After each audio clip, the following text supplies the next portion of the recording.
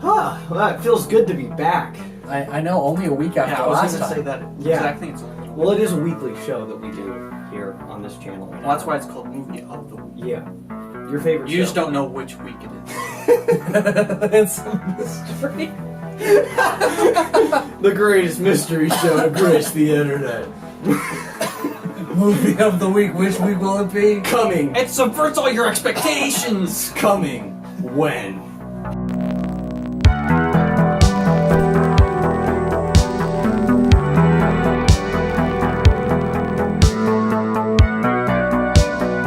That's the poll of the show. It's when it pops up, it's like, oh, today's the week. The windiest river I've ever seen. It's a very windy river. Yeah. When I started the movie, I was like, I'm in for two things: wind and rivers.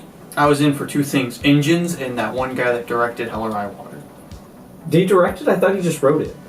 No, he directed. No, he directed Did it. he? I thought someone else directed Hell or High Water. No, dude, it's him. Huh. It's Ghost.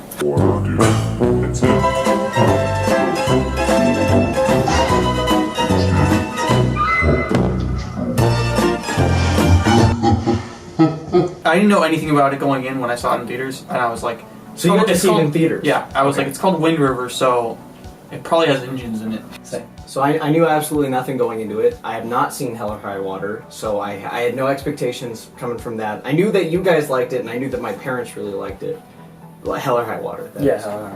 And so I was like, okay, cool. And then I looked him up on IMDb, and I was like, oh, he also wrote Sicario. Ooh. He did do that. Ooh, the script was one of the weakest parts of that movie, so I was kind of like, all right, let's see how this goes.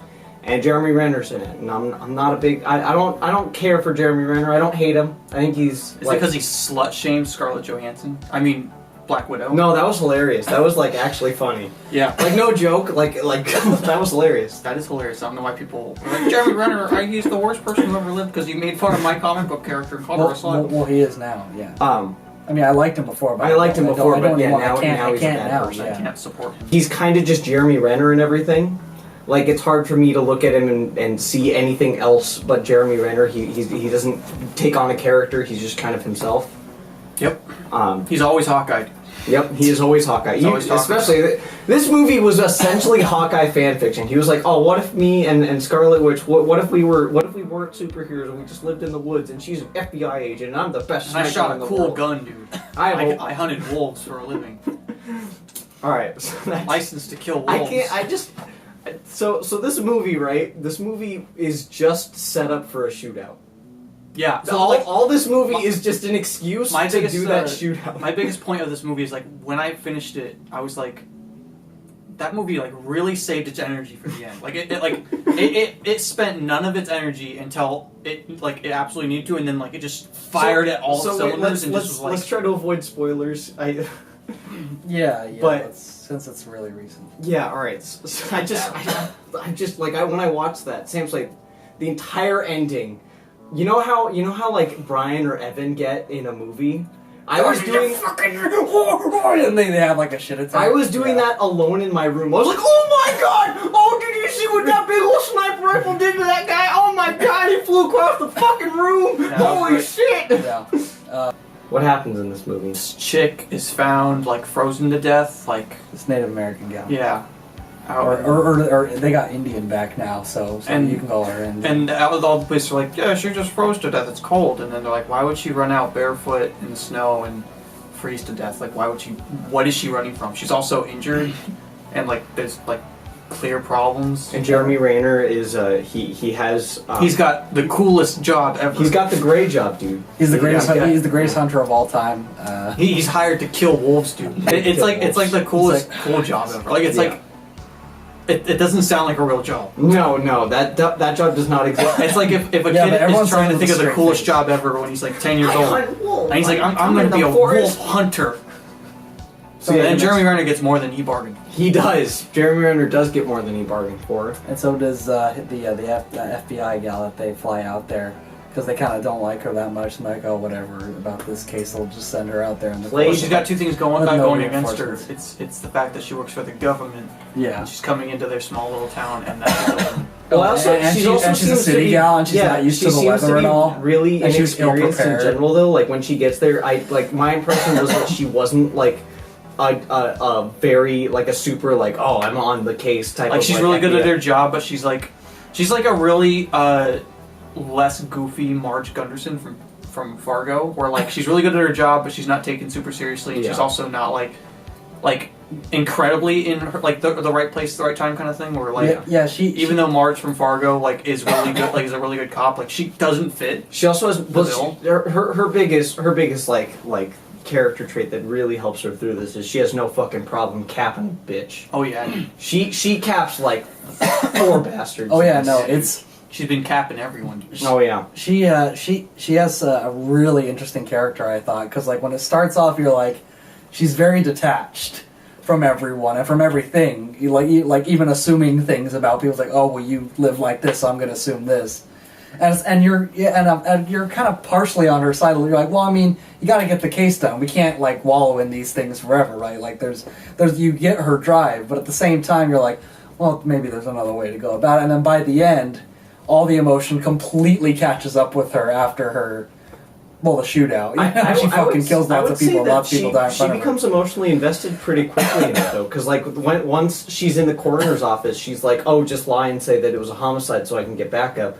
And the guy's like, "No, I won't do it. That would like get me fired. Like I can't. Like that's not legal for me to do." And she's like, "I'm the FBI. Just do what I tell you to. It will get the case done." Well, yeah. I mean, it did start taking its toll. I'm just saying, like towards the end, though, when she was in the hospital bed, it all kind of hit her all at once. Like that was such a really great moment, I thought. Something I thought that was interesting about the movies, because like the concept and like the tone, it's got a really good tone. Yeah. Oh yeah, and the atmosphere with the music. And the use of location and like how everything looked the blizzards constantly coming in and like it just feeling so entrapped. Like that was great. It really made you feel like you were like in there and it was cold and you felt like you needed a blanket the whole time. I definitely did. Fun fact about the music: same guys that made the music for Assassination of Jesse James were the cover before. Huh? I recognized it immediately. I was like, it's them.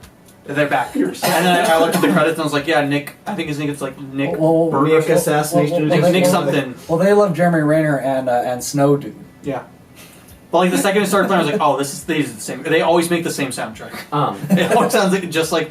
But if you hear any music that sounds like Jesse James, it's just. But something I thought about it was that like this kind of like premise has been done before, like the small town mystery with like the one guy that's like enemy or not enemy but prisoners comes to mind as like a recent thing, and so it's like it's been done very like a lot. So how do you do something different? And I think this movie does do enough to make itself stand out because it's like it has a really unique setting, and the way everything's handled is unique enough. But then I started thinking about what it actually does to separate itself, because a lot of those focus on the mystery of it, like who is the guy?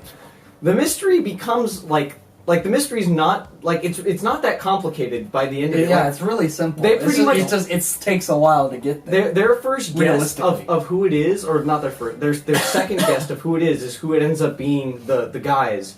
But it's just like the setup and then the payoff of what eventually is the ending is kind of like the main focus of it. So I was like, that's really interesting that that's what they focus on instead of it being like this like huge like like Prisoners where it's like this huge like character devolution and mystery and it's like, oh, is he justified? It's like they plays around with all that. This is just a simple like setup and then payoff. It's like watching a firecracker go off. It's awesome. Another thing that I think separates it from a lot of movies like it is actually probably my favorite part of the movie, and that's Jeremy Renner with the last guy at the end, and that's because I was expecting. I was kind of worried. I was like, they're gonna do something. They're gonna do something stupid, like, you also killed my daughter. You also killed my daughter, and I knew it was you all along. No, I've been following you for months. I was terrified of that the whole movie. and I was like, it's gonna happen, and I'm like, you guys can do it. I said, but you gotta be careful. And then as we went on, I'm like, they're not bringing it up, which means it's gonna be a last minute thing, and I hate when it's a last minute thing. And then we got to the last scene, and then it wasn't at all. It was just, well, we'll never fucking know, right? I don't like that you did the same thing. I just don't like you did the same thing, and so I'm gonna do the same thing. Like, I'm gonna do justice to you. Like, actual justice. Like, I'm not gonna kill you. And you seem like, oh, he's gonna fucking kill him or something. He's gonna do something crazy. And then he doesn't. He's just like, no, it's just, well, give you the same chance he's like, the same chance he did, not thinking about his daughter, and he's just like, spoilers, by the way. He's like, we've well past that. We kept saying, fucking shut up for fucking guys. But yeah, like that whole scene, I was just like that. Like my heart was in my. It's a really good shootout. Was in my The throat guy's the like- whole time. Like The guy's like, I got two that ain't getting up. I'm getting up. Bam. oh yeah. Why would he say he's getting up? He's very confident, dude. Oh, and He was like, I'm gonna take him on. I'm gonna tell him I'm getting up, and then I'm gonna shoot him. And then that guy just blew his brains out. and like that the moment like she got up there, Well, 'cause- right? 'cause it and starts shows you- asking questions So right before to this the being end of the movie, you're just like right your before, nerves are just shot. right So right tense. before the big shootout, the movie basically lays all of its cards on the table. It's like, all right, we're not. It's It's not like a mystery anymore. you know what's going on. It and you're just waiting for it to happen. It gives you a Oh, yeah. flashback of exactly what happens, and it's this brutal scene. Like, I knew immediately once the guys came to the cabin, I was like, oh, fuck. You're like, Yeah. no. Oh, You're like, fuck. am I know gonna have what's to watch the happening whole here. thing? And then you're like, I'm gonna have to watch the whole thing. Yeah, I was like, it's not gonna cut away. It's not gonna flash. Like, no, this is it. It shows I you was like, exactly John everything that Bernthal, happens. he would still be in the movie if he made it out of this. Yeah, That's him. The setup right before the shootout when they're all just yelling at each other, like holding their guns at each other. I thought was interesting just because it's like Oh, that was a super interesting part. Like before the actual shootout. because it's just a bunch of yelling and like nobody wants to put their gun away because they're scared. Yeah. Oh, yeah, know, they're scared shitless. But nobody That- wants to pull the trigger because they're like, oh well, if someone fires, that's it. Everybody's shooting at Well, and each it's other. like later on watching it, thinking back, knowing what is actually going on. It's a bunch of people that have raped and murdered a girl and her boyfriend, and a bunch of fuck ass idiot cops that have never been in a real like life or death situation because they live in fucking Wyoming. What was Because and also like even though the mystery itself was really like simple and it played out very plainly, just kind of slowly, which is kind of how it is in real life. Usually it's not something super complicated. It's something really simple. It just takes forever to get there, like Zodiac, where it's like it's just who knows. Sometimes you know, sometimes you don't. Sometimes you just don't have all the information. You never find out. Like sometimes Zodiac? It's just a bunch of people that decided they were the Zodiac. yeah, yeah. To get away with it. I mean, I really like that, but I also really liked like the emotional things like with each character, like the things that have gone on with the dad of the girl and the mother, like and how they focused on those, but only when they were like really relevant to the main characters. Something I also will applaud the movie for doing is not just like going for like the complete downer ending where it's like because I was waiting for it to be like, oh, and then the family committed suicide because they were so fucking sad that their daughter died. Because there's nothing sadder than suicide. Yeah, and I was just like, the movie just have your cool firecracker ending because he's walking through the house and I was like, oh no, he's just gonna walk in, he's gonna be hanging from the ceiling, and then he's just sitting there and he's like, I was probably gonna kill myself, but that'd be fucking gay, so I didn't. No, that's literally what happens. He's like, I'm not some fucking queer, I'm not gonna kill myself. He's like, but I can be really sad. Something this director does really well is, especially also with Hell or High Water, I was talking with Allie when I walked out of it, where I was like, he just kind of lets his endings happen. Like a lot of movies, it's like, boom, it's over. It's like, that was the cool thing at the end. Or it's like, Hell or High Water is very or similar. overstays its welcome. But like his endings are very like, okay, this is the ending. We're just gonna relax for a sec, you guys. This is the conclusion of the story. So you saw all this crazy stuff. The climax is there, and it's like this is the conclusion of these characters. And like it's like, there's a pretty awesome like. and Hell or High Water does it really like really bang of a climax also, and then it just has a really quiet ending after that. Just Well, he gives you a nice resolution to everything. Like he doesn't like some people might leave it like, oh, like it ends right when Jeremy Renner watches that guy die on the cliff. Like that would be the ending, and you just like are left to assume what happens with everyone else. But he gives you a nice like conclusion. Like he wraps it up in a pretty little bow, and he's like, oh, you get your like it's almost a happy ending in a weird way. Even though you saw this death and destruction, it's horrible. Yeah. you're given kind of like a nice little like, oh, but we got him.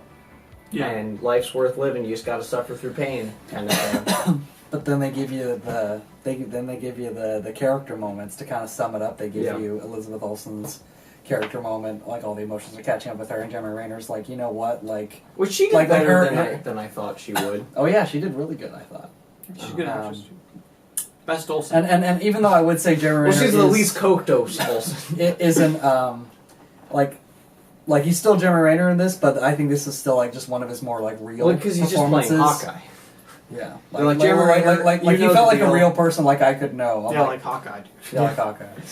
They're like, Jeremy Renner, all right, here's what you got to know about your character. And he's like, what? You're the best sniper. Got it. I did it. I'm the best. I'm already there. I'm already there. All right, what do? You shoot things from really far away. Already on it. I got it. What else do you need? You have to look stoic. Okay, got it. What else do you need? Also, brief little thing on this kind of weird connection to Hell or High Water that I thought of was that Hell or High Water also inverts expectations with movies of that sort. Like when you see Hell or High Water, you're like, oh, I know exactly how this is going to end. And then it starts to, like, as it's ending, you're like, okay, this is about what I expected. And then at the end, you're like, that is not really what I expected. That's kind of more real. That's kind of went the other way. So that's the Hollywood way. You should see Hell or High Water, dude. It's really good. Yeah, I really want to. I like Hell or High Water more than River. Huh. I do not, but still. I will They're say both that really good. thinking of Jeremy Renner's character, it kind of like his character in specific makes it more of a Western. Like he kind of fills the role of like the Hell or High Water is way more of a Western. Well, no, I'm just like this movie specifically. They both have like Western elements for sure. Like he kind of fits very loosely. I wouldn't say like strictly, but loosely he fits the archetype of the guy that rides into town and he solves the town's problems because like he comes in. And he doesn't really change a lot. He's more of just like a steady rock that characters can lean on. Yeah, no, he literally is. I'd say he's in terms of comparison, he's a lot like I forget his name, but like the Lee Van Cleef's character from For a Few Dollars More. Like he's kind of like that. Like he's just kind of like a cool guy that's just kind of in a lot of the movie.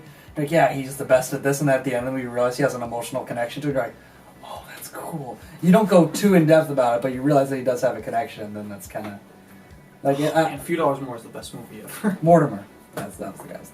Go see it. Yeah, it's one of my favorite movies of the year. I will complain that it's hard to find. Like it's not on Amazon Prime, which was annoying. I had to rent it. I feel like it was on. It's on something, which was lame. But besides that, Redbox it, dude. Yeah, Redbox it, dude. It's only $1. If you want to go and talk with that crazy guy that's always yelling at you from the outside of your local give me your Redbox. Then yeah, go Redbox it. But it's like no, I want to see the Ghostbusters remake alone. So Sam Slade, what are we watching next week? So many options. What are we watching in the next week video that we do this? Who knows? When is the next week? You don't know. You don't know. We do. The first one is Raw. Second one, Ace in the Hole. And the third one is Ed Wood. And then fourth one is just Creep 2 because that just came out. You got Creep 1 was on Creep 1. It was a popular episode. Yeah, popular. I think it got 40 whole views. It got 40 whole views. Yeah. So this one will also get 40 whole views. Those are all good. Those are all real good. Yeah. You know what, I'm gonna go in like the oddball one, I think, and the one that like just excited me, the Ace in the Hole. Ace in the Hole is so good, dude. I'll watch that again. You know what? Ace in the Hole. Movie of the week doesn't have to be Uncle Mikki pick every time. It'll be the first because I was also gonna say only when we realize that watching movies from the 50s get us no views. Yeah, it's not gonna get us any views. And then we'll switch back. And then we'll go back. But until then, wait till a week. All of our videos take place. All the movies take place between like 2000 to 2017. Yeah. None of them take place before that. Well, we can even something I was thinking about was like just suggesting like a Tarantino movie or something because like we can talk about other like stuff that we already know and love. The Raid 2's on my list. Yeah, like we could. I was like I can suggest I could just make it like Pulp Fiction, Reservoir Dogs, or Django. This movie of the week was brought to you by Highlander. There can only be one. You know what? Every single time we have an episode, go down to your local picture house, watch Highlander. It came out in 1980 something. I've been using Highlander personally in my home.